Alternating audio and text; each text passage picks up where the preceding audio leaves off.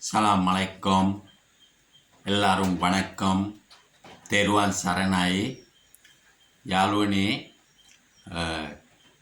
එක පුජ්‍යලෙක් බයිනවා මේ කත්නෝරුවේ සිරිධම්ම ස්වාමීන් වහන්සේට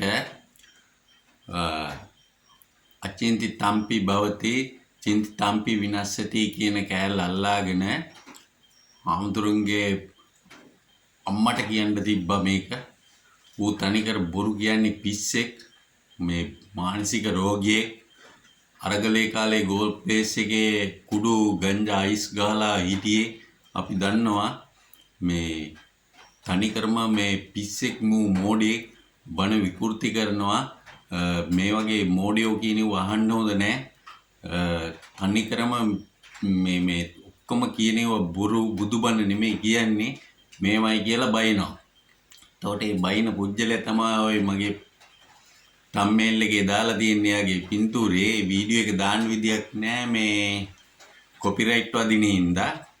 ඉතින් බලන්න මේ බයින පුජ්‍යලයා වෙලා හොඳට බීලා ඉන්නේ. අනුන්ගේ කීයක් හරි අරගෙන අරක්කු කාලා බීලා තමයි මේ ස්වාමින් වහන්සේට මේ විදියට අපහාස කරලා බයින්නේ.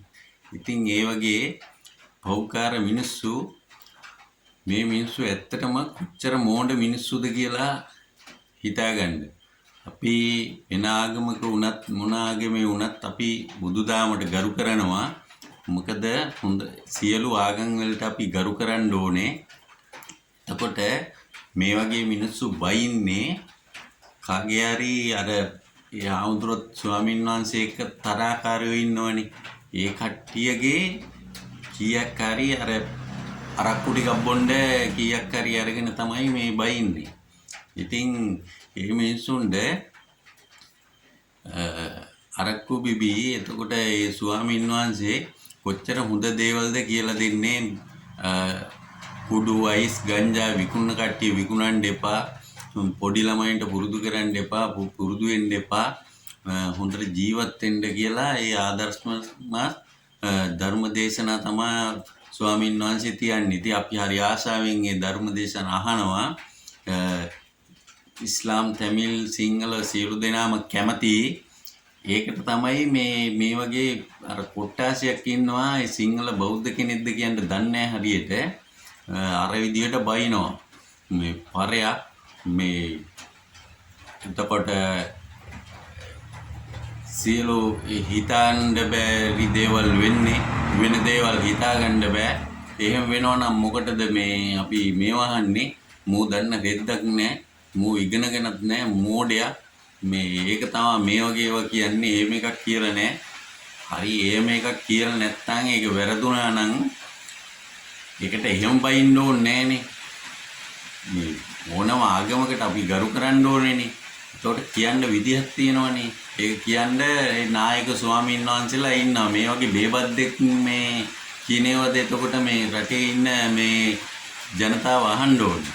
ඉතින් මේ වගේ පෞකාරයොන්ට කියන්න වචන නැහැ. ඇත්තටම හරිම කනගාටුයි. අපි මේ ස්වාමීන් වහන්සේලාට කොච්චර මේ ධර්ම දේශනා අහන්න කොච්චර ආසාවෙන්ද අපි අහන්නේ. හරිම කැතයි වෙනපු විදිය ඒ ස්වාමීන් වහන්සේ මේ ලෝකෙට බිය කරපු මවට හිතන් බයිනවා මේ මිනිස්සයා. ඉතින් බලන්න නොංගේ තුට්ටු දෙකට අරක්කු කාලා බීලා තමයි මෝ මේ විදියට බයින්නේ මේ මිනිස්සයා. ඇත්තටම මේ මිනිස්සුන්ට මේ නීතිය ක්‍රියාත්මක කරන්න ඕනේ. මේ අල්ලලිවලා මේ වගේ මේ බයිනවට මේ FB එකේ අර මේ හැමතැනම මේ වීඩියෝ එක මම දැක්ක ෂෙයා වෙනවා. හරිම දුකයි. ඉතින් බලන්න මේ වගේ පිස්සෝ ඇත්තටම ගහන්න ඕනේ මිනිස්සු මේ වට කරගෙන. ඊට පස්සේ ආයේ මේ වගේ ස්වාමීන් වහන්සේලාට බයින්නේ නැහනේ. එතකොට අර ස්වාමීන් වහන්සේ කෙනෙක් පිරිතකට යනවා මේ හොඳටම බීලා. ඊට පස්සේ ගමේ අර කාන්තාව එකතු වෙලා මේ එළවනවා ගෙදෙට්ට එන්න එපා මේ පිරිත් කියන්න එන්න එපා බීලා මේවයි කියලා. අන්න ඒ වගේ ස්වාමීන් වහන්සේලා තෝරගෙන ඒ කට්ටියට බයින්නේ මේ බේබද්ද බයින්නේ මෙච්චර හොඳ මේ ස්වාමීන් වහන්සේට. ඉතින් අරවයි කෙනෙකුට බැන්නත් අපිට හිතට දුකක් නැහැ.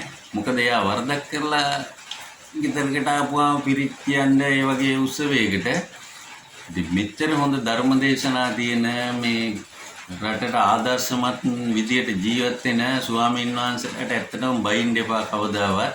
මේ අනික එකක් පව් සිද්ධ වෙනවා.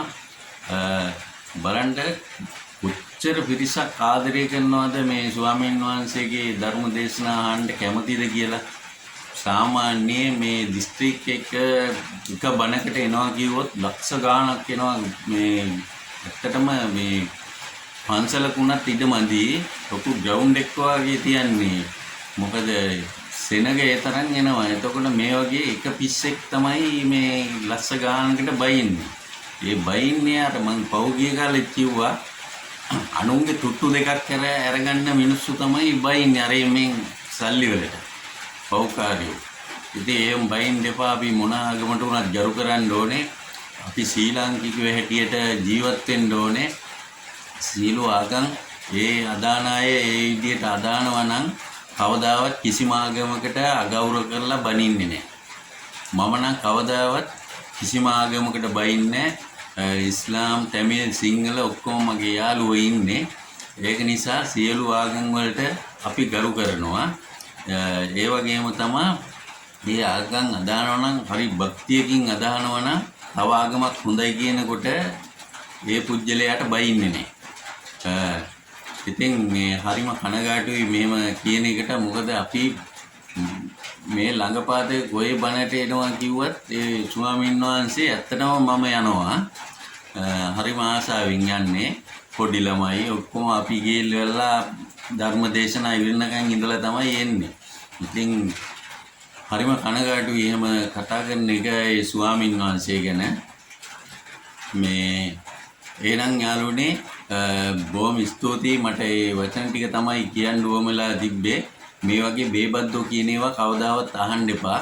මේ වගේ එක්කෙනෙක් දෙන්නෙක් ඉන්නවා හැම ආගමකටම බයින ගරාන අය. ඒවා කියන ඒවා අහන්න එපා. එහෙනම් සියලු දෙනාටම තෙරුවන් සරණයි.